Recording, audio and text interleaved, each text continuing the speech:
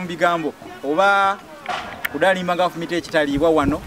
kubanga bw'oba osaagire nnyo oyinza okusubwa akagubala akalugolera ebyo sibirinde kubanga bulijjo munnange anaanywa kugwa nnole talwawo kukwata lusereseeto nze musisi bosa Geoffrey Munnabusiro nkonge ya muvule nantagwira kye yakimu kiwoowolo munyogwavu atalina mazitalya ndi saava kubanga ni mwana wa Bambejja omukenkufu mu lulimi Oluganda era Ssaabasonyiwa Lukaluwomya okwetoloola Ssengendo Nabulamu oli ku Olulasangeye soko subscribing bwoba wakajja subscribe olulimi olwo bwe lugamba olikinge ate era commenting tuwe ekirowoozo kyo tukyetaaga nnyo nga bwe tukowoola abantu sekinnoomu okujja okutwettanira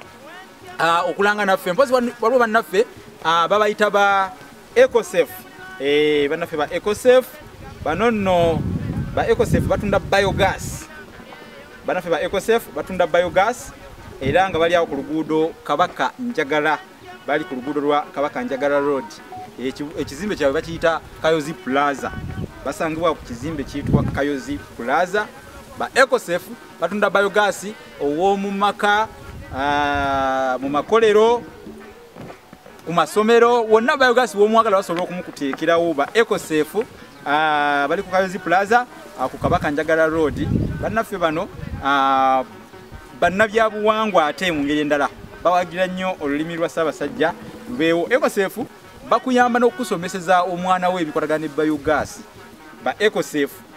abo bo beekwate mu ngeri ya nkolo na kambe kubanga kye bakola bali ku 0772 65 91 13 0772 65 91 13 mbogeddeko lwansongera naawe ali eyo tuleetere bizinensi yo twogere naawe osobole okubanga owagira olulimi tuteese ebisale ebyaffe biba byakuteesa tutambule naawe kale bawagire wano olwaleero guno omululuza gwendiko ngenda kubagamba nti waliwo omululuza omuto obukoola obuto oba omululuza tubuyita lubambula obukoola obuto oba omululuza omuto tubuyita lubambula akakoola ako aka omululuza omuto tukayita lubambula kati ogwo gwe mululuza twanyonyodde amakulu g'omululuza n'omugaso ddagala lya musujja oyenga buyenzi omwana n'omuwanaanywa oba omulwadde n'omuwanaanywa kubasigwa abaana bokka ate era ebyomululuza byo obitegedde kankomekaawo kubanga njagadde okulaga obukulu bw'omululuza n'olulimi olwetololera